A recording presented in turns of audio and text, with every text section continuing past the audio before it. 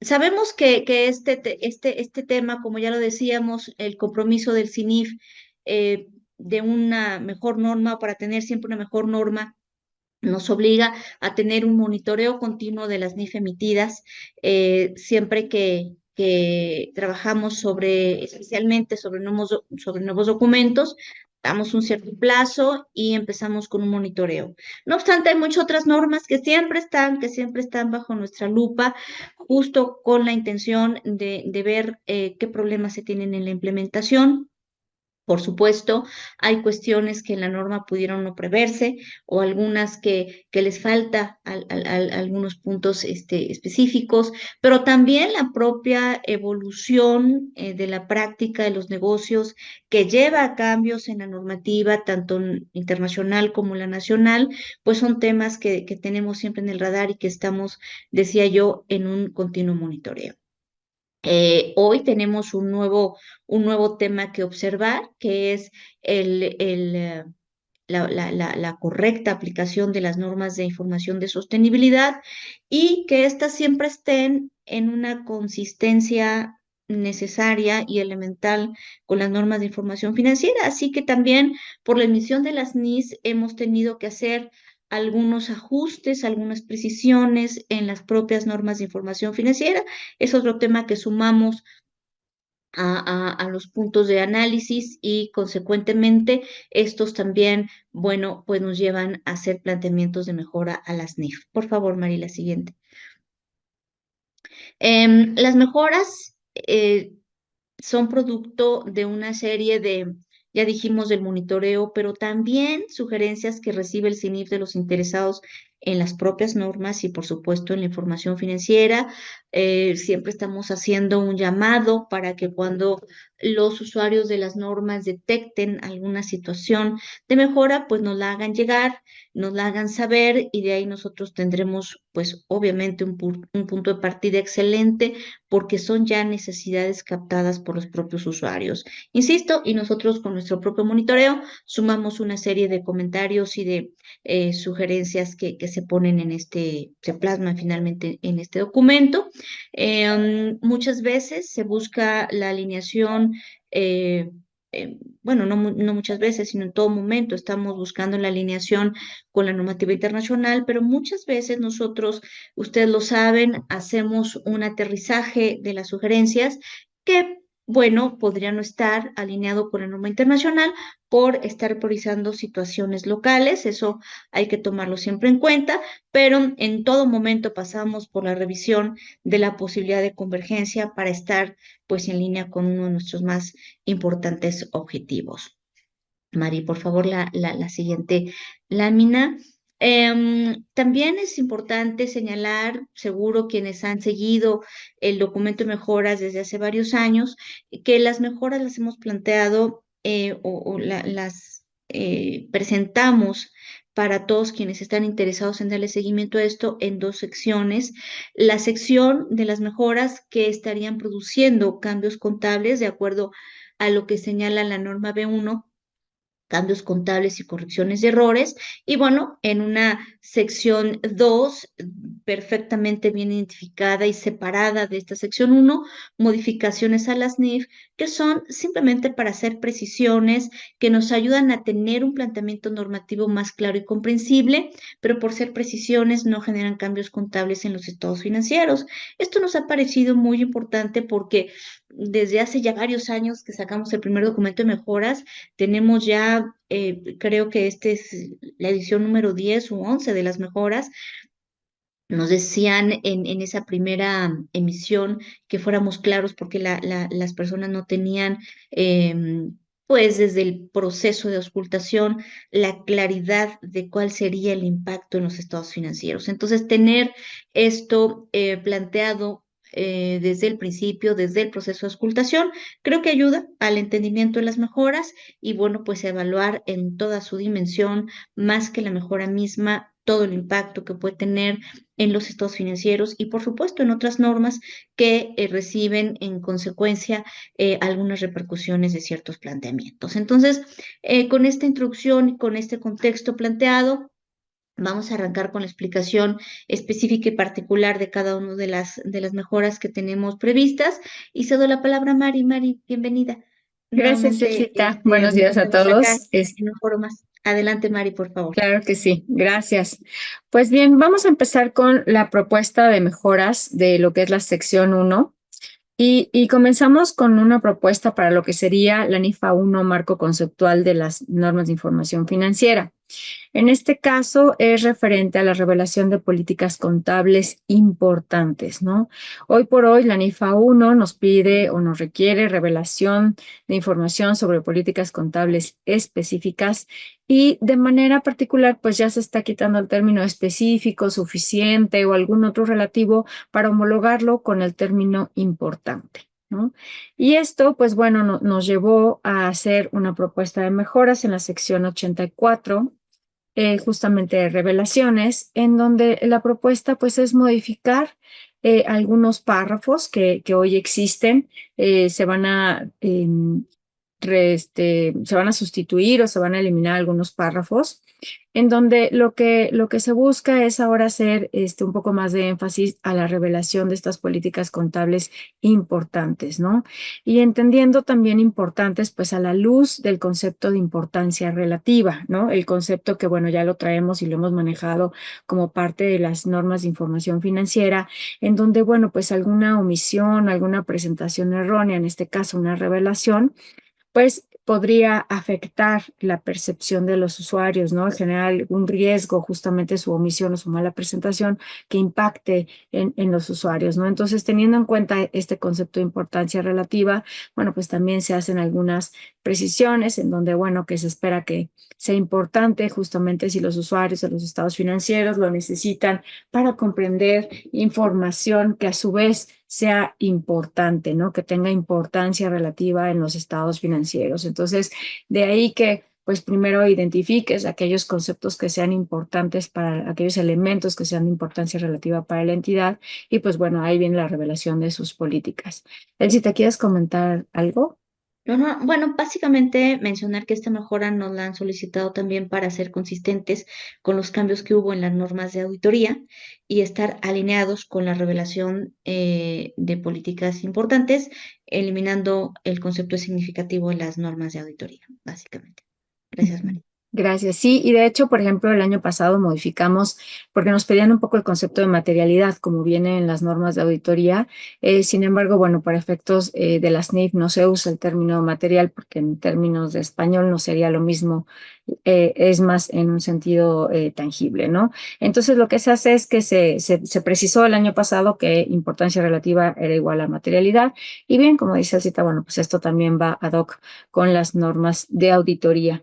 Y bueno, pues también se incluye que se debe centrar en que esta revelación de las políticas se debe centrar en cómo una entidad ha aplicado los requerimientos de las NIF a sus propias circunstancias, proporcionando información más útil a los estados financieros que la información pues que se considere estandarizada, ¿no? Y que a lo mejor para la empresa no es realmente importante esa política o bien ya se encuentra duplicada con algún otro requerimiento de la NIF, ¿no? Entonces aquí es como hacer énfasis en esta parte donde pues, solamente atendamos o revelemos aquello que sea importante, ¿no? Y por lo tanto, pues también se refiere a que no se necesita revelar si las políticas, si está relacionada con transacciones y otros eventos que carecen de importancia relativa. Pero bueno, si alguna entidad considera que esta revelación es importante incluirla, bueno, si se incluye, lo que dice es, pues no debe de ensombrecer o oscurecer lo que sería la información sobre políticas contables importantes, ¿no? Por aquí lo que se busca es que, bueno, pues depende dentro de tanta paja, pues es difícil encontrar la aguja, que es como lo más importante, ¿no? Entonces, si se va a ir otro tipo de información, bueno, pues resaltar aquella que sea de importancia relativa. Y recordemos, pues, que en el propio marco conceptual también vienen algunas guías justamente para hacer juicios de importancia relativa, que viene como parte de los apéndices de la NIFA 1, ¿no? En donde pues ahí viene dentro de algunos, pues, qué deberían de considerar para la información hacia los usuarios, ¿no? Y cuando estos usuarios son, pues, los actuales o bien potenciales, etcétera, ¿no? Entonces esto viene a complementar toda esa información. Vamos a continuar entonces con la siguiente propuesta, que en este caso sería a la NIF B2, estado de flujo efectivo, En relación a los acuerdos de financiamiento a proveedores, ¿no? Esto tal cual hoy en la NIF no se hace una referencia al respecto de estos acuerdos. Y por lo tanto, bueno, pues empezando por lo que serían cuáles son las características de estos acuerdos, se incorporará en la propia NIF, pues que son acuerdos en los que uno o más suministradores de financiamiento pues se ofrecen a pagar los montos que una entidad debe a sus proveedores, ¿no? Y la entidad entonces se compromete a pagar justamente a este suministrador de financiamiento en la misma fecha en que se paga a los proveedores o bien en una fecha posterior, ¿no? Algunos de las denominaciones de estos tipos de acuerdos son acuerdos de financiamiento de la cadena de suministro, financiamiento de cuentas por pagar o bien factoraje inverso, que es como hemos visto que en México se conoce mejor. Este factoraje inverso lo que quiere decir es un poco la explicación de la definición que acabamos de platicar, en donde se tiene a una entidad que es en un momento dado el que compra mercancías a cierto proveedor, ¿no? Le entrega la factura y quizás la mercancía y le quede a deber, ¿no? Entonces, en este caso, bueno, pues aquí puede haber dos partes, ¿no? Que quizás la entidad es la que esté necesitando, bueno, que requiera mayor plazo para pagar o bien el propio proveedor requiera tener los flujos por anticipado, ¿no? Entonces, en este caso, pues interviene una empresa de factoraje, es uno de los ejemplos, puede ser una de las entidades que puedan otorgar este tipo de contratos y se le va, en términos generales, pues sería el suministrador de financiamiento, ¿no? Él es el que se tiene que poner de acuerdo con ambas partes en tanto las comisiones que le va a cobrar a la entidad que está teniendo el plazo más grande, ¿no? Ampliando el plazo, algún interés que puede ser explícito o implícito, ¿no? O bien puede también hacer la negociación con la parte del proveedor y llegar a pactar por ahí algún interés por darle los recursos de manera anticipada, ¿no? Pero bueno, en este momento, pues las tres partes están de acuerdo en que se pague de manera anticipada al proveedor y de que el propio comprador pues tenga un plazo más largo, ¿no? Entonces, estos son los tipos de acuerdos en los que nos estamos refiriendo.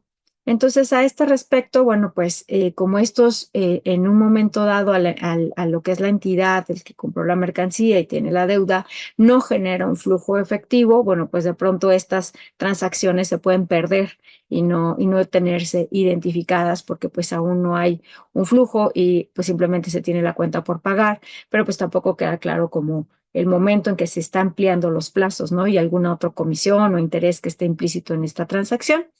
Entonces, es por eso que, bueno, se está proponiendo agregar para este tipo de contratos revelaciones generales, pues para que el usuario esté enterado de que la empresa está realizando este tipo de acuerdos de financiamiento a proveedores. En términos, pues, bueno, más bien lo que vamos a estar requiriendo, la propuesta es requerir que se revelen los términos y condiciones de los acuerdos, ¿no? Aquí pues cabrá todo lo que sería, pues, justamente la comisión que se está pagando, el plazo al que estamos finalmente negociando, qué tipo de contratos tenemos aquí, ¿no? Y bueno, pues ya también la información relativa pues al inicio y al final de cada periodo sobre justamente el valor en libros y las partidas asociadas presentadas en el estado de situación financiera de la entidad, de los pasivos financieros que forman parte de un acuerdo y de los proveedores que ya han recibido el pago de los suministradores del financiamiento, ¿no? Porque a lo mejor acuerdo hoy, mi pago era, voy a inventar, en 15 días y pues realmente ya tienen que ver que habrá algunos que a lo mejor ya llegó el acuerdo y le pagará en 10 días y otros ya habrán sido cubiertos, ¿no? También habla de las partidas asociadas presentadas en el estado de situación financiera, porque bueno, pues de pronto aquí podrá estarse presentando, mantenerse como un pago a proveedores o mantenerse ya como más bien un financiamiento, ¿no? Como otro acreedor diverso, que en este caso sería justamente la empresa que está suministrando el financiamiento. Aquí, bueno, pues en un principio no hay una adopción de cuál sería la presentación adecuada, dependerá de cada tipo de contrato, lo que se mantenga aquí, por eso la revelación es decir, oye, ¿cuáles son esas partidas que están afectando el estado de situación financiera, ¿no? El rango también de fechas de vencimientos de pago que se están manejando en este tipo de acuerdos y bueno, y el tipo y el efecto de los cambios que no requieren efectivo en el valor en libros de los pasivos financieros que forman parte de un acuerdo. Esto pues obviamente forma parte del análisis del riesgo de liquidez que tiene la empresa, y por eso es importante la revelación de este tipo de acuerdos que pues en un principio justamente como no hay flujo no se podrían estar viendo, y entonces se requerirá revelar como otros tipos de operaciones en las que justamente no hay un flujo, pero sí hay un impacto en el corto, mediano o largo plazo en temas de liquidez. En la siguiente, el cita, si nos apoyas con la Claro que siguiente sí, mejora. claro que sí. Este es un tema relativo a la norma B15, conversión de monedas extranjeras, y está relacionado con el tema de identificar el tipo de cambio adecuado, correcto, que nosotros debemos utilizar para, pues, el registro de transacciones en moneda extranjera o, en su caso, para la conversión de las monedas extranjeras en las que se tienen denominadas ciertas partidas de activos, de pasivos. Pero bueno, el tema aquí a guiar en esta ocasión es cómo identificar el tipo de cambio. Hoy día la norma B15 menciona que el tipo de cambio, bueno, pues debe ser el tipo de cambio spot, el tipo de cambio, digamos, de transacciones de contado, y señala que si no hay un tipo de cambio en el mercado, pues este se debe estimar, y que en todo caso debería ser el tipo de cambio en el que la transacción pudo haberse realizado en esa fecha. Ese es el tipo de cambio adecuado. Pero este es una mención pues un tanto ambigua. No hay una línea clara para identificar cuál es el mejor de los tipos de cambio. Entonces, la NIF pues justamente no define o no establece esa línea, y la idea es pues justamente hacer la incorporación de los párrafos que den una guía más puntual, más específica, y sobre todo que en determinado momento pues den consistencia a la información o a las prácticas que utiliza la empresa para la determinación del tipo de cambio, y además esto pues sea para todas las entidades. Mari, por favor. Y entonces el planteamiento se ha denominado intercambiabilidad de la moneda.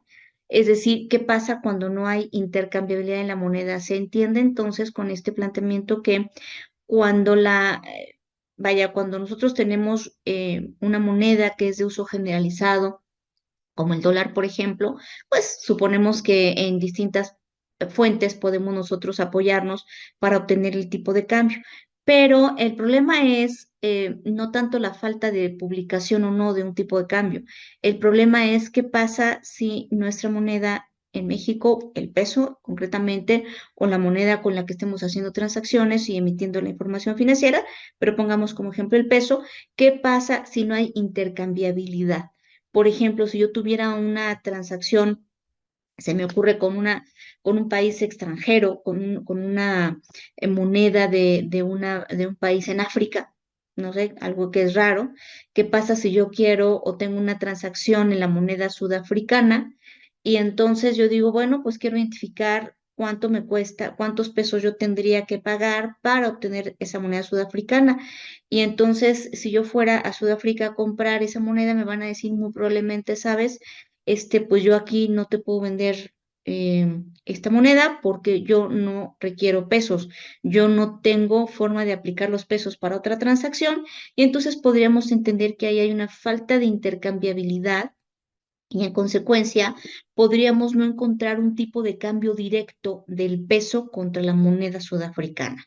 Bueno, la norma nos dice, oye, puedes tener, no obstante, una vía indirecta. A lo mejor si tú compras dólares y con esos dólares compras la moneda africana, pues indirectamente puedes tener un tipo de cambio por esa intercambiabilidad indirecta.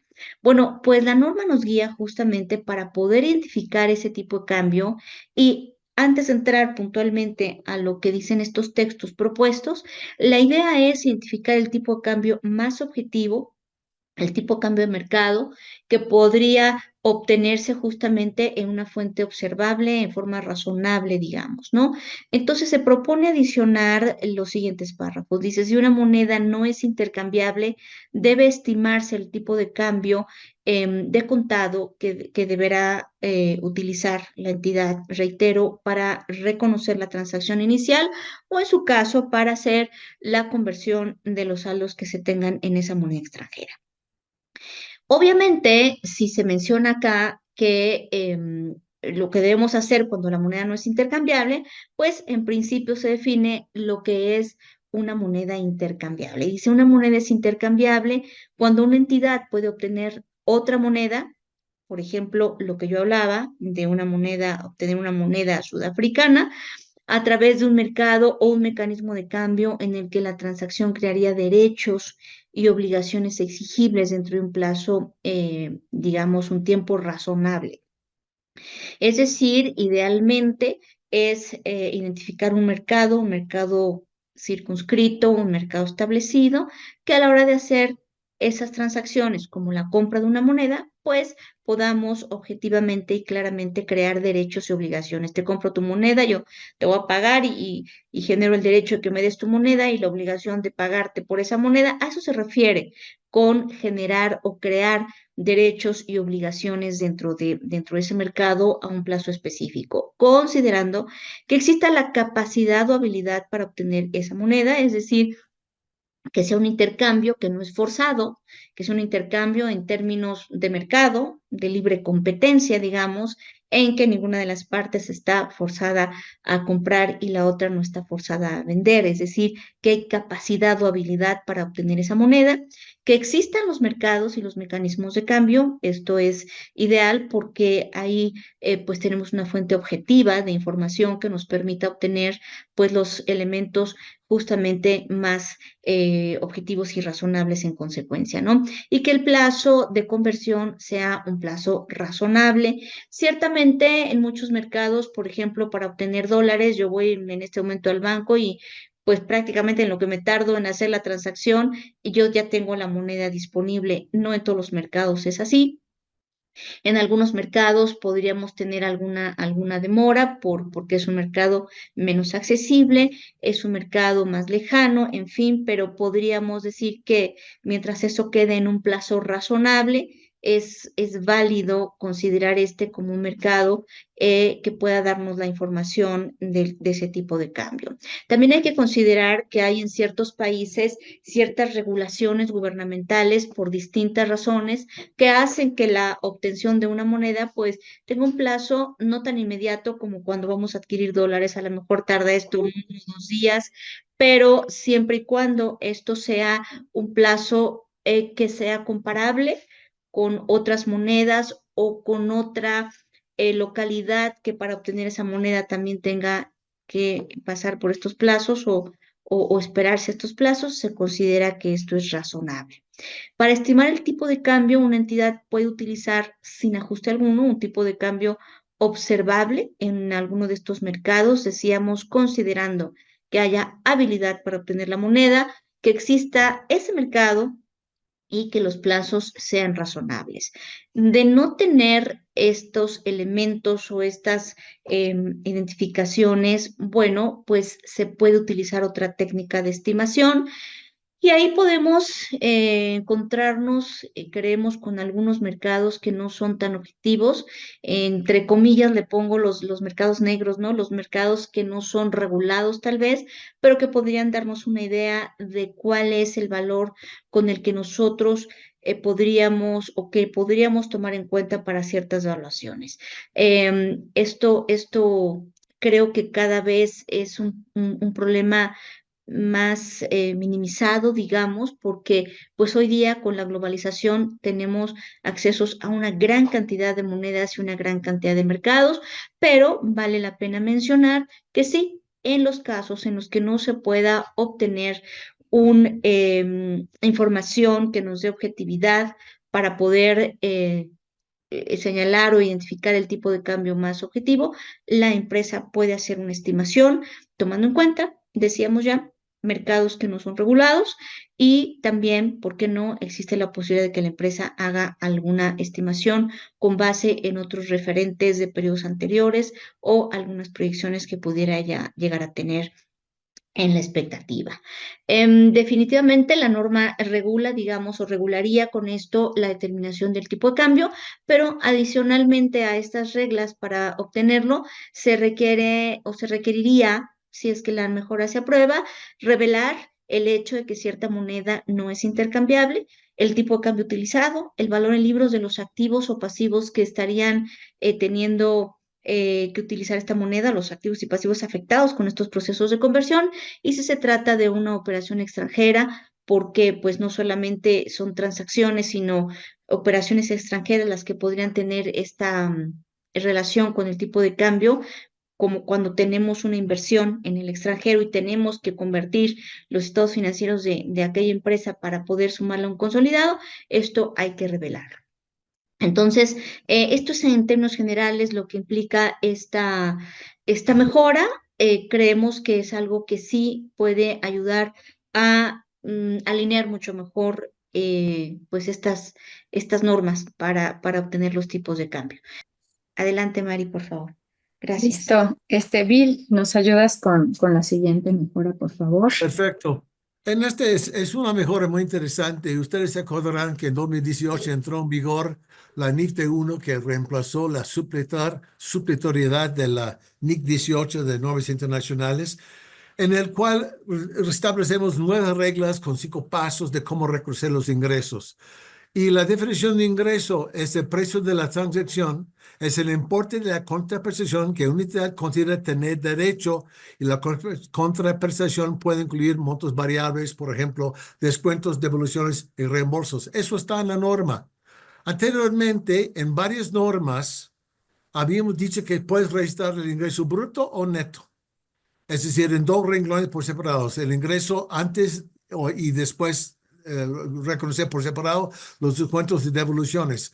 Consideramos, si nos observaron varios, si quieres ponerla exacto, en las NIF señaladas B3, B16 y C3, se prevé la presentación de estos conceptos en un rubro por separado, lo cual podría originar una inconsistencia, por lo menos con la D1, que es la norma que rige el reconocimiento ya de ingresos. Entonces, aquí hay un ejemplo del cambio que estamos proponiendo. En la NIF B3 dice ingresos para sí, dice vamos a tachar obtener y poner presentar el importe de las ventas de ingresos netos, y de ahí tachar esta parte que agregamos hace muchos años.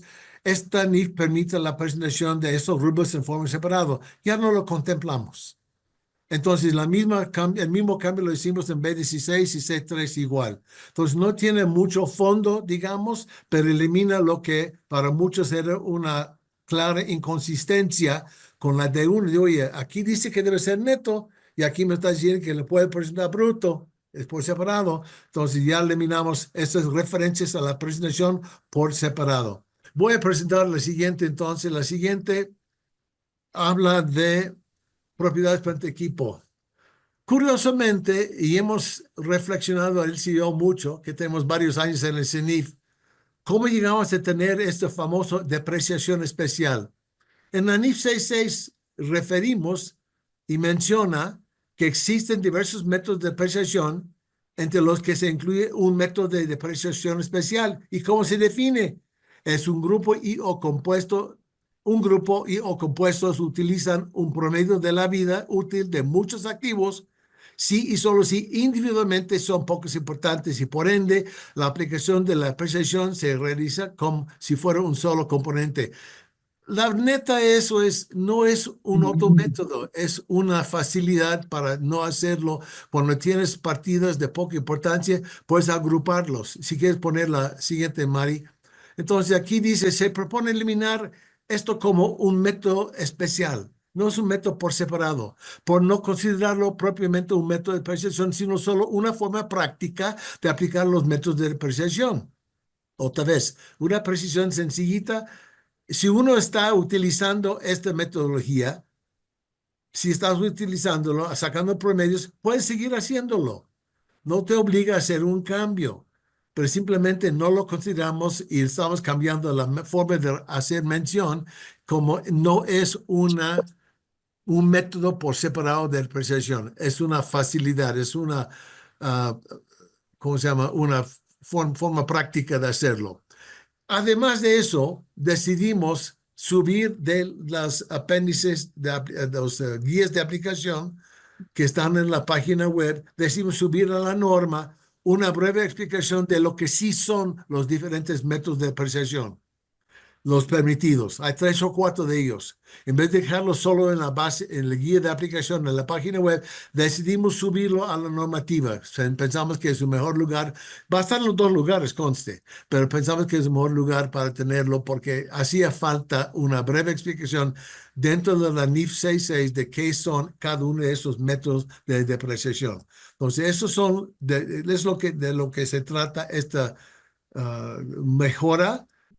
Sí, pasamos con el cita, por favor. Gracias. Sí. De acuerdo. Perfecto. Muchas gracias, Mari. Gracias, Bill. Bueno, pues tenemos una propuesta más para la norma C9, provisiones, contingencias y compromisos, particularmente para el tema de activos contingentes y reembolsos. La NIF C9 establece que el reconocimiento de un activo contingente debe ocurrir cuando la incorporación de los beneficios económicos se convierta en probable. Y la norma C9 está así, pues en una forma consistente con lo que establece el marco conceptual de las NIF, en donde se menciona que, bueno, pues un activo representa beneficios económicos y que la probabilidad de que estos beneficios existan da, entre otros elementos o con otros elementos, el carácter de activo a una partida. Ustedes saben que un activo contingente es una partida que, bueno, pues es incierta, depende de la ocurrencia o no ocurrencia de ciertos eventos en un futuro. Por ejemplo, el caso típico de un juicio en donde la empresa esté reclamando algo y tenga una demanda que de ganarla le va a permitir tener esto, un derecho, un beneficio que le represente beneficios económicos. Mientras esto tiene un entorno, pues, digamos, de incertidumbre, esto es una partida contingente que solo se revela. Entonces, hoy la norma, reitero, en consistencia con el marco conceptual, menciona que cuando ya sea probable que el beneficio económico se va a dar, entonces este activo se debe o se puede reconocer como tal en el cuerpo de los estados financieros. Nos han hecho la observación de que para los partidos contingentes, pues no solamente basta con que haya probabilidad, sino que sea pues un alto grado, déjenme decirlo así, de certeza de que la partida se va a cobrar o se va a tener ese activo y en consecuencia los beneficios económicos. Esto de la probabilidad, reitero que aunado a otros elementos del activo, nos pueden llevar a ver que el activo pues ya es un derecho. Por ejemplo, en el caso del juicio que yo hablaba, a lo mejor la empresa llevó a cabo una demanda y resulta que el juez le dice, oye, ya ganaste la demanda, tienes el derecho de cobro y tienes un activo. No obstante, a lo mejor la contraparte, pues no había pagado y porque no tiene los recursos, no tiene los elementos. Y entonces, aunque se tenga los elementos para considerar esto como un activo, toda la incertidumbre que desde un principio ha involucrado a esta partida podría todavía, pues seguir presente, ¿no? Como incertidumbre. Entonces, Mari, si me ayudas con la siguiente parte de la lámina, se propone modificar la norma C9 en consistencia con la norma internacional para justamente establecer que con todo este contexto que trae desde un principio esta partida, pues deberíamos asegurarnos de que es prácticamente cierto que esa partida se va a recuperar y se va a cobrar.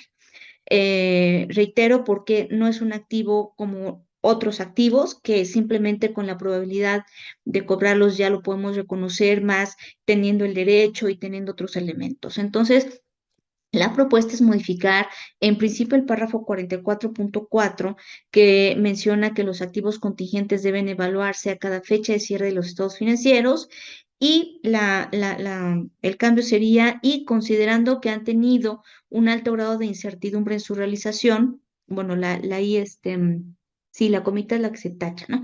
Se van a reconocer en los estados financieros cuando la realización del ingreso que conlleve pues sea prácticamente cierta. Es decir, no solamente basta con la posibilidad o con la probabilidad, sino que sea prácticamente un hecho el que se va a cobrar el beneficio económico de este activo para que pueda subir a reconocerse en los estados financieros. Y en esa misma línea, estaríamos modificando los párrafos 42.51 y 42.53 que están relacionados con el tema de reembolsos. Muchas veces la empresa puede tener la posibilidad de recuperar ciertos gastos de ciertas cuestiones, por ejemplo, el mismo tema de los seguros. La empresa puede tener una pérdida y dice ella, pero bueno, yo tengo asegurada esta partida o este activo que sufrió un daño, que está asegurado, y entonces ya está el daño y bueno, pues ya puedo reconocer el activo y eso no es del todo, no sería del todo correcto si es que la empresa, bueno, pues tiene todavía que pasar por todo el proceso de que la aseguradora revise, de que se tengan todos los elementos, todas las evidencias y los elementos pues que están establecidos en el contrato para la recuperación. Entonces también en el tema del reembolso vemos que hay un nivel de incertidumbre que trae involucrada esta posibilidad. Entonces, también en el reembolso decimos que este debe reconocerse como un activo si solo si es prácticamente cierta su recepción por parte de la entidad. Y un párrafo ligado a este 4251 es el 4253, que dice que la entidad debe reconocer separadamente un activo por reembolso.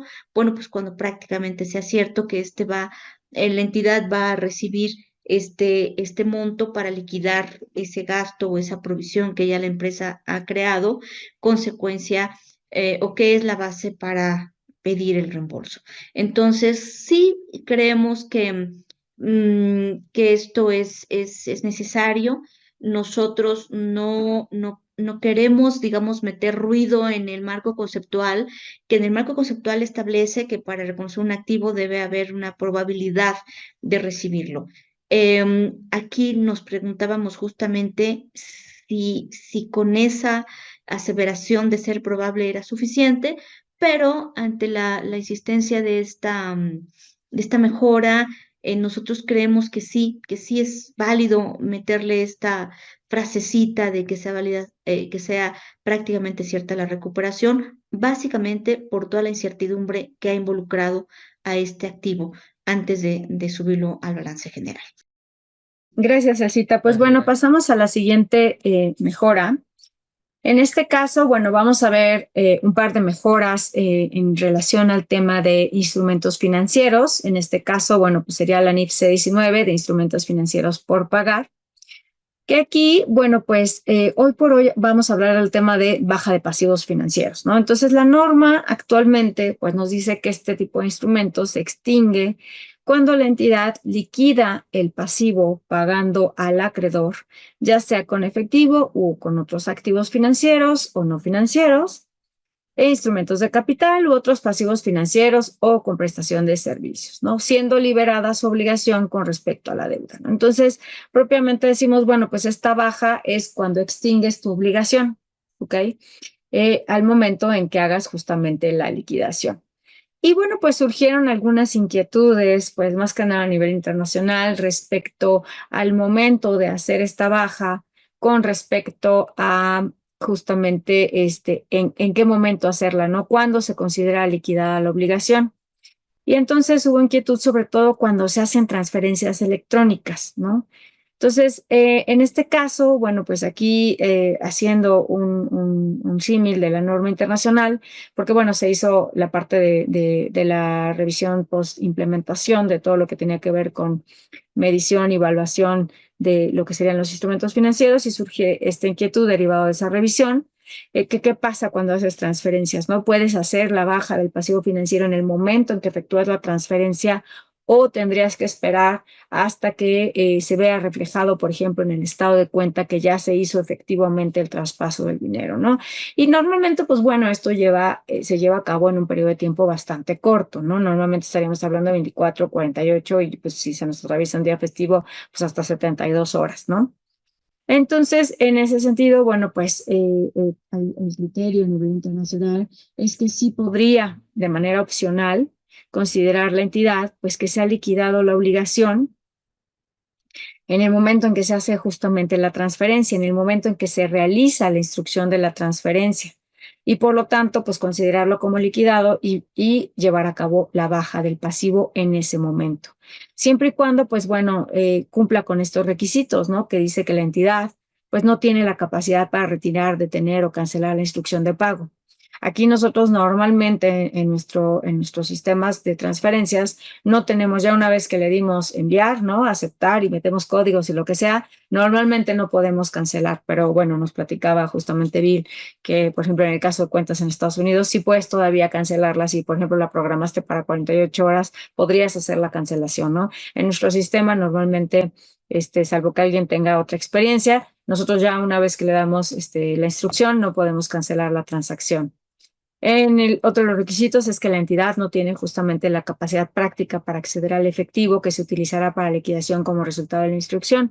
Es decir, normalmente ya cuando hacemos la instrucción nos los ponen como, no los detienen, no los congelan, ya no podemos disponer de él, ¿no? De tal manera que si yo hago la transferencia ahorita y voy al cajero y lo quiero retirar, pues ya no está disponible el dinero, ¿no? Entonces, ese es otro de los requisitos que también tendrías que cumplir para tomar esta opción. Y el otro es el riesgo de liquidación asociado con el sistema de pagos electrónicos, es poco importante. Aquí, bueno, es el punto de que efectivamente cuando realizas la transacción, pues sí se lleve a cabo justamente la transferencia, ¿no? En la mayoría de los casos. Y bueno, creemos que en el sistema mexicano, pues esto sí se cumple en la mayoría de los casos. Algunos países de América Latina, cuando se discutió este documento, bueno, más bien el del YASI, dijeron que pues en algunos casos, algunos países no podrían tomar la opción porque, bueno, su sistema de pagos todavía tenía como algunas fallas y podía haber ciertos errores en el momento de la transferencia. Aquí, bueno, en teoría, pues cumpliríamos en la mayoría de los casos, creemos estos 3 requisitos. Y entonces, bueno, pues si algunos consideran que sería apto tomar esta opción de hacer la baja de sus pasivos financieros en el momento en que se lleve a cabo la instrucción de pago, entonces, si lo hacen así, lo que sí diría la norma es que si optaste por eso, pues deberías de aplicarlo de manera consistente con los requerimientos, pues en otro tipo de liquidaciones que sean similares y que utilices el sistema de pagos electrónicos, ¿no? Entonces, esos los únicos requisitos. Cabe mencionar que, bueno, que esta mejora, aunque la encuentren en las mejoras 2025, se está proponiendo que entre en vigor en 2026 porque así se está haciendo como a nivel internacional. Entonces, pues para hacerlo a la par que lo estarían haciendo ellos. Entonces, hoy la estamos incorporando, pero sería algo que sería en vigor a partir del 2026. Pasamos a la siguiente propuesta de mejora, si nadie tiene algún comentario. Esta es también para la NIF C19, instrumentos financieros por pagar, y la NIF C20, instrumentos financieros para cobrar principal e interés. Esto tiene que ver con instrumentos financieros que estén ligados a ciertos eventos contingentes. ¿Ok? Entonces, por ejemplo, surgió primero del lado de la duda, del lado de los inversionistas, si esta característica de tener un evento contingente podría afectar su clasificación como un instrumento financiero para cobrar principal e interés.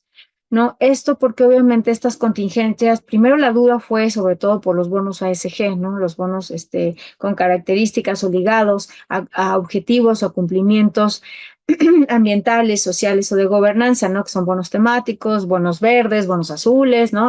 Los que pueden ser. Entonces, primero surgió la duda porque justamente están ligados el pago, por ejemplo, de una tasa.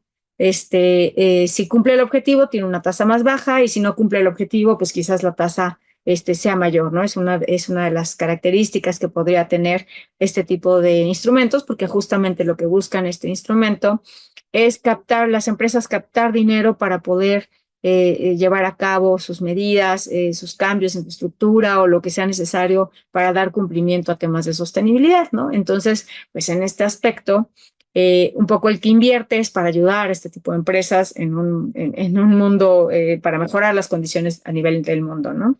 Y entonces, pues a lo mejor dicen, bueno, está bien, voy a invertir, aunque sea una tasita más baja, pero si no cumplen con el objetivo, por ejemplo, pues me van a subir la tasa, ¿no? Entonces empezaba como la duda si este evento contingente, al principio, como les digo, era pues un tema, una duda de los bonos ESG, y al final, pues bueno, surge como una norma general a cualquier evento contingente. Primero, desde el punto de vista del inversionista, porque justamente pues los instrumentos financieros para cobrar principal o intereses, pues dicen su objetivo es cobrar los flujos de efectivo contractuales, ¿no?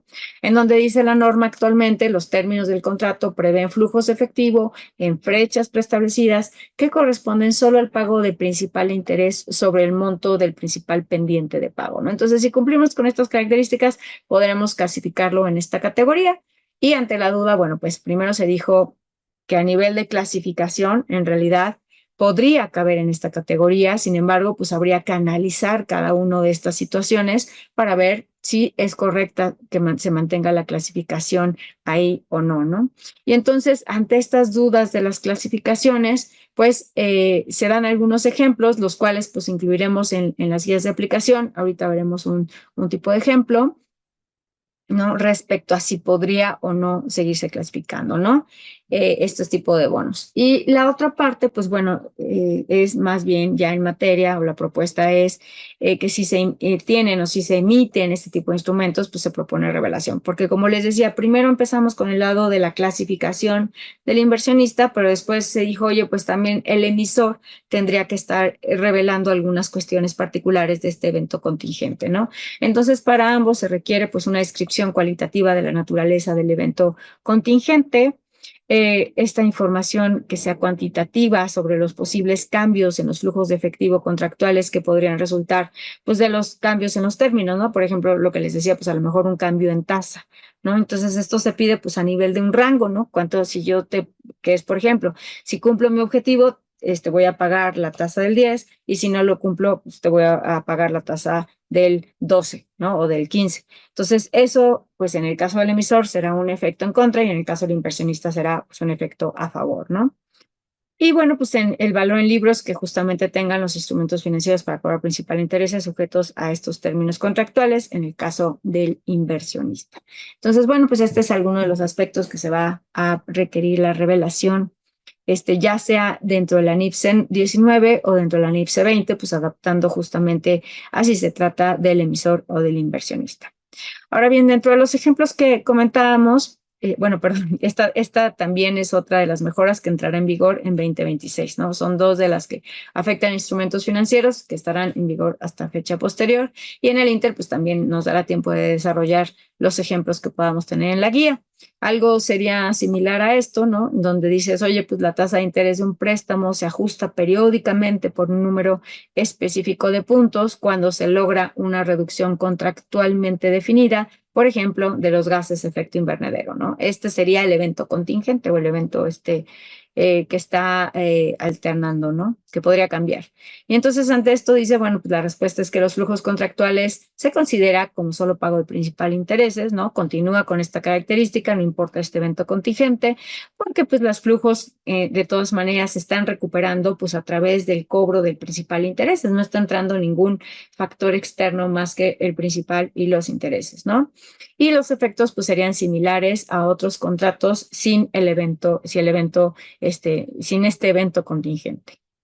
Por otro lado, pues, ¿cómo tendríamos el caso en que no? Pues un ejemplo 2, dices la tasa de interés de un préstamo se ajusta periódicamente cuando el precio indexado del mercado del carbón alcanza los límites contractualmente establecidos, ¿no? Pero entonces aquí ya estamos hablando del precio indexado del mercado, ¿no? Entonces aquí ya estamos entrando en una variable que no es, digamos, solamente la generación del flujo y el principal, que piensa seguir cobrando, sino aquí ya entra la valoración del mercado, ¿no? Entonces, por eso dice, bueno, pues ya cuando está sujeto a respuestas del mercado, no podría seguir cumpliendo con la característica para que siga siendo un instrumento que sea solamente para cobrar principal e intereses, ¿no? Entonces, por eso ese tipo de ejemplos serán los que se incorporarán pues en la guía y estaremos incluyendo algunos para que pues ayude en la clasificación de estos instrumentos que tienen una clasificación. Y a lo adicional pues es la revelación. Ingresos por contratos con clientes. Contratos de seguros, ¿no? Hoy por hoy, en relación a los contratos de seguros, bueno, pues tenemos una particularidad, ¿no? Primero, en México, quienes pueden hacer legalmente contratos de seguros como tal, legalmente instituidos de esa manera o constituidos de esa manera, pues son las empresas de seguros y fianzas. Y estas empresas pues están reguladas por la Comisión Nacional de Seguros y Fianzas y tienen sus propios criterios para el reconocimiento, revelación y presentación de este tipo de contratos. Sin embargo, bueno, pues nosotros en nuestro alcance decimos que en relación al alcance de la NIF T1, decimos que una entidad debe aplicar esta NIF a todos los contratos con clientes, excepto justamente pues lo que serían los contratos de seguros, ¿no? Entonces, y aquí, bueno, pues viene una propuesta de mejora. Esta propuesta de mejora también surge por una propuesta que se hace a nivel internacional, porque, bueno, hoy actualmente dentro del alcance decimos a estos contratos de seguros que se tratan en la NIF 17, contratos de seguros emitida por el IASB, la cual es supletoria, ¿ok? Entonces, primero, bueno, estamos eliminando esta mención, no porque bueno, primero porque el tema de la supletoriedad, como dijimos, es si es una empresa de seguros, pues tendría que aplicar la regulación de Comisión Nacional de Seguros y Fianzas. Y bueno, y por otro, nosotros estábamos previendo esta supletoriedad a la NIF 17 si en sustancia hacen las empresas un contrato de seguros, si en sustancia económica así lo hacen, ¿no? Y por eso en un momento dado se aplicaba la NIF 17.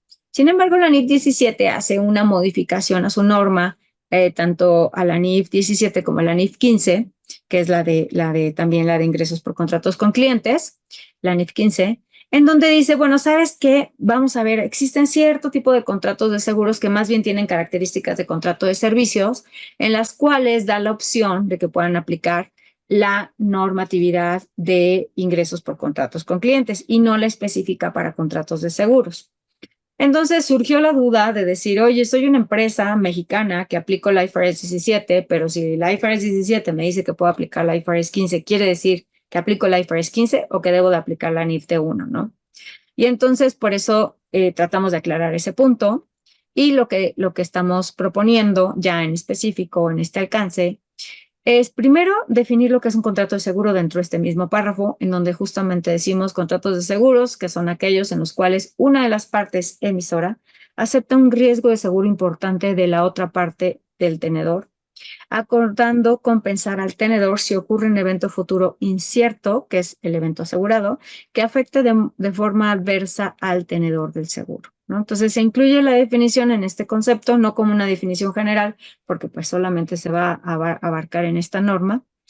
Y se dice que no obstante una entidad, pues bueno, primero decimos no es parte del alcance de los contratos de seguro. Oye, pero espérame tantito, no obstante una entidad debe aplicar esta NIF, debe, cuando emita contratos que en sustancia económica sean similares a un contrato de seguros, pero que tienen como propósito principal la prestación de servicios a un pago fijo, ¿no? Y aquí es como lo que estamos adaptando la excepción que hacía IFRS en su propia norma de la IFRS 17, pero obviamente en lugar de que apliques la norma internacional, pues si ya hay una norma en México existente, pues entonces no hay supletoriedad en ese caso, sino tendrías que aplicar la NIF de uno, ¿no? Y entonces, en este caso, esta característica de contratos que tienen una prestación a un precio fijo, ¿no? Son, por ejemplo, servicios de asistencia de grúas o de asistencias mecánicas en carreteras o cualquier tipo de asistencia prácticamente. Sí, solo si cumplen con las siguientes condiciones. Y ahí es por lo que la norma dice, está bien, se vuelve un contrato de servicios, aplica más bien una NIF de uno, ¿no? Porque la entidad, pues dice, no refleja una evaluación del riesgo asociado con un cliente en particular al establecer el precio del contrato con ese cliente. Normalmente aquí son, como dice el párrafo anterior, dice, son servicios a un pago fijo. Y ese pago fijo no importa si es hombre, si es mujer, la edad que tenga, sus antecedentes, como por ejemplo en un auto, ¿no? Manejando, lo que sea, pues siempre es un costo fijo y no está sujeto al riesgo de cada cliente. Otra de las características o requisitos es que el contrato compensa al cliente mediante la prestación de servicios en lugar de realizar el pago en efectivo, ¿no? Nosotros si tenemos el servicio de grúa, pues no nos dicen, ay, aquí está señor sus 100 pesos para que usted vaya y busque una grúa, ¿no? Sino más bien ellos nos prestan el servicio. Y si la empresa no pudiera, pues contrata a alguien más, pero el chiste es que a nosotros nos dan el servicio de grúa, ¿no? Por ejemplo. Y tercero, pues el riesgo de seguro transferido por el contrato surge principalmente del uso del cliente de los servicios en lugar de la incertidumbre sobre el costo de los servicios, ¿no?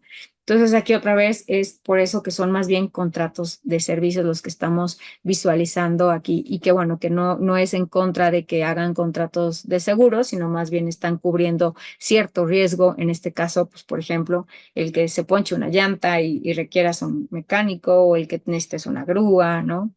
Entonces son este tipo los que tendrían que si hace las empresas tendrían que aplicar esta NIF T1. Perfecto, pues nos vamos a una mejora más de la sección 2, precisiones contables. Esta mejora está focalizada en el marco conceptual. Se considera que es necesario que se haga una reflexión en todo el tema de riesgos. La normativa hoy día en el marco conceptual menciona que la empresa debe revelar información sobre riesgos que puedan afectar los estados financieros que se están emitiendo en ese momento. Sabemos que la empresa puede estar sujeta a infinidad de riesgos, riesgos de corto, mediano, largo plazo, pero em, la norma nacional y la norma internacional consideran que cuando esos riesgos pudieran estar afectando los activos y los pasivos de esa información que se está emitiendo, por ejemplo, si estamos emitiendo información al cierre del 2024 y vemos en el entorno un riesgo que podría afectar durante el próximo año esos activos y pasivos, bueno, pues esos riesgos también se tienen que revelar justamente para alertar al usuario de la información y al que toma decisiones, especialmente cuando se están haciendo toma de decisiones para transferir activos y esos riesgos pudieran impactar a un inversionista, a un acreedor financiero, bueno, pues esa información sin duda es relevante. Hoy día la normativa hace mención de ciertos riesgos, como por ejemplo, mencionando a riesgos financieros como riesgos de movimientos en tasas de interés, por ejemplo, si la empresa tiene un instrumento financiero y se visualiza que esa tasa pues puede estar fluctuando y afectar el valor de ese activo o de ese pasivo, pues habría que revelarlo. Algún riesgo de crédito que pudiera estar ya muy latente y que pudiera afectar esos valores. Pero pues con todos estos temas de sostenibilidad que hemos ya venido trabajando, analizando y reflexionando en ese tema, bueno, independientemente de la aplicación de la normativa de sostenibilidad que pudiera corresponder, ya sea nacional o internacional, se considera que cuando hay un tema de riesgo de sostenibilidad, tendría que revelarse si es que se pudiera tener en la expectativa que va a afectar esos activos o podría afectar los activos y pasivos durante el próximo año. Por eso se propone, Mari, si me ayudas con la siguiente parte de la lámina, se propone adicionar las definiciones de riesgo operacional, de riesgo en materia de sostenibilidad en la normativa, ¿no?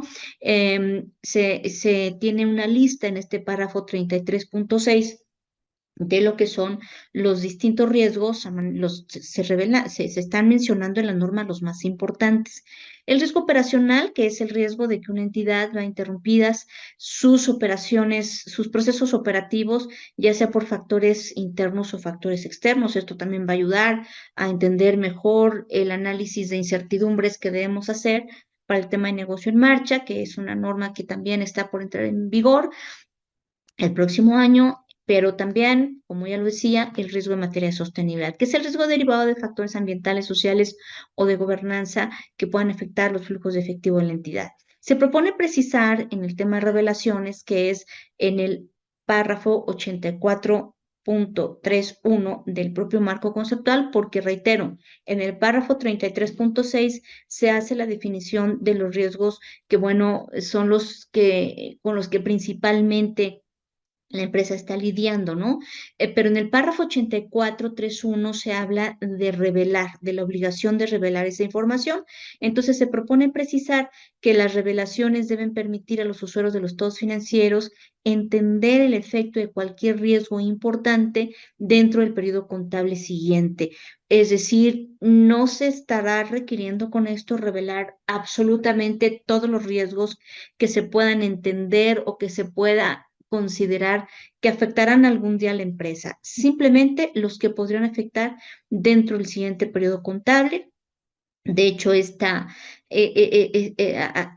párrafo así lo menciona, simplemente habría que sumar a esta gama de riesgos que se tiene visualizado, bueno, pues también los riesgos de sostenibilidad. Asimismo, se propone modificar la definición de usuarios de los estados financieros, porque justo decíamos al principio, hoy necesitamos que las normas de sostenibilidad perdón, las normas de información financiera estén en consistencia con las de sostenibilidad. De hecho, ambas siempre deben ir en esa congruencia elemental porque son normas que ayudarán en conjunto a tener un paquete de información mucho más amplio. Pero cuando se hizo la norma de sostenibilidad, se identificaron algunos ajustes a las definiciones de usuarios de los estados financieros, entonces también se está proponiendo hacer un ajuste a estos elementos del marco conceptual. Bueno, pues otra mejora es una precisión en la NIF C19, instrumentos financieros por pagar. La norma establece que las otras cuentas por pagar, bueno, pues no se requiere que se determine el valor presente o que se considere en la evaluación de las otras cuentas por pagar el concepto del valor del dinero en el tiempo, especialmente cuando estas no son cuando están, su plazo está dentro del próximo año. Cuando van más allá del año, se hace mención de que se considere su valor presente, pero consideramos que es más puntual, que es más claro hacer una mención específica de que cuando estas partidas van a un plazo mayor, a un año, o cuando se considere que el costo del dinero en el tiempo es relevante, podríamos estar en un escenario, ojalá no estemos nunca en él, pero en un plazo de un año haber tal movimiento en la economía y ser tan relevante el costo del dinero en el tiempo que pudiera ser necesario traerlas a valor presente. Pero estamos haciendo la propuesta, Mari, por favor, si abres la presentación, de precisar que la evaluación de las cuentas por pagar a proveedores y otras cuentas por pagar a largo plazo deberá realizarse a costo amortizado.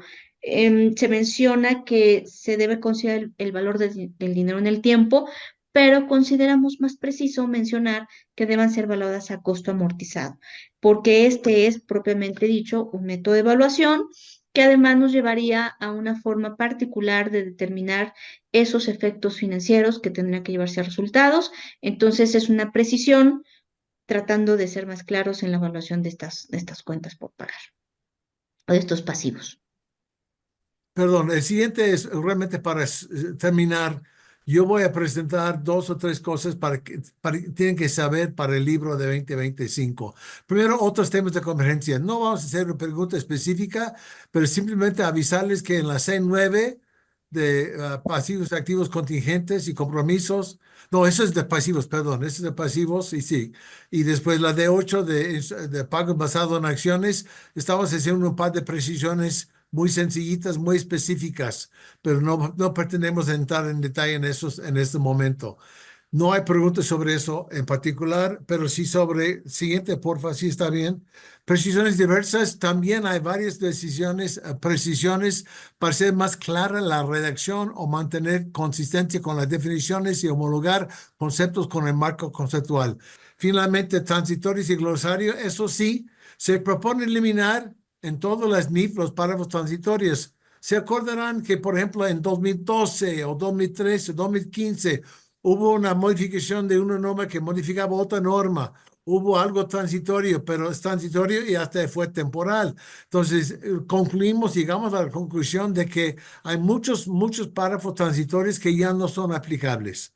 Es decir, ya su vida ya terminó.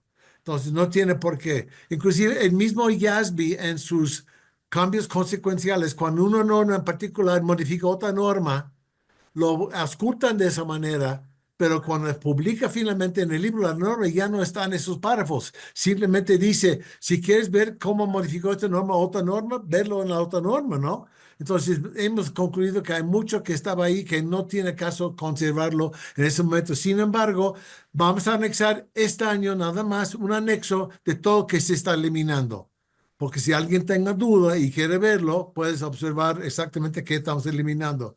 Finalmente, en el glosario hemos decidido eliminar los números de párrafo, es decir, cada término que nace en la sección o el capítulo 30 de una norma en particular, habrá referencia en el glosario. El glosario hace mención, eso viene de la NIF B3 o de la NIF C9 y decía hasta el número de párrafo.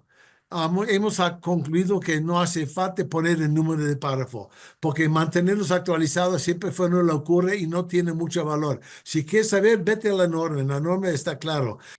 Última lámina antes de las preguntas. Simplemente es un aviso más de una pregunta. Se seccionaron y renumeraron 16 normas. Ustedes saben que en el libro de 2024 y hacia atrás, de las 50 normas, ya con A2 son 50 normas, justo 50 NIFs, había 16 normas no seccionadas en capítulos. Es decir, no había capítulo 10, 20, 30 hasta 80, como lo hemos hecho desde hace unos 15 años o más.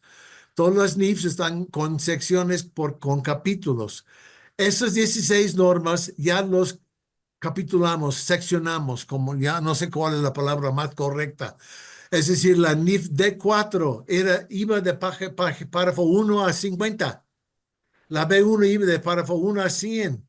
Ya no hay párrafo 1 a 100, lo que es sección 10, 20, capítulo 10, 20, 30, 40. Y como lo hicimos cuando hicimos el cambio de las revelaciones, ustedes van a poder ver una guía de ayudarte. Es decir, si para ti fue importante el párrafo 45 de la NIF D4, ¿dónde quedó? Va a haber un apéndice, un anexo donde se puede ver esto, pero seccionamos todas las normas. Entonces, 16 normas sin cambiar el contenido fueron totalmente reestructurados. Segundo punto, el comparativo entre los párrafos anteriores y actuales. Bueno, eso es parte de lo mismo. En una guía de aplicación van a poder arrastrar. Si tú eres de esas personas que por número de párrafo te acuerdas de algo, ya van a poder encontrar dónde quedó este párrafo, dónde quedó siempre. También se modifica el capítulo 60. Se acordarán que en el libro de 2024, perdón, en 2024 había un apéndice a cada norma con la nueva distribución de las revelaciones entre las entidades de interés público y los que no son de interés público. Desaparecen en el libro de 2025 esos apéndices, se incorporan en las normas. Forma, no fondo, se incorporan en las formas. Entonces no van a encontrar esos apéndices. Finalmente, el apéndice de revelación revisadas es parte de eso, se está eliminando. Entonces, esos son avisos de lo que van a encontrar en el libro de 2024. En la sección de novedades de las NIF 2025, verán un repaso de eso. Con eso terminamos la presentación.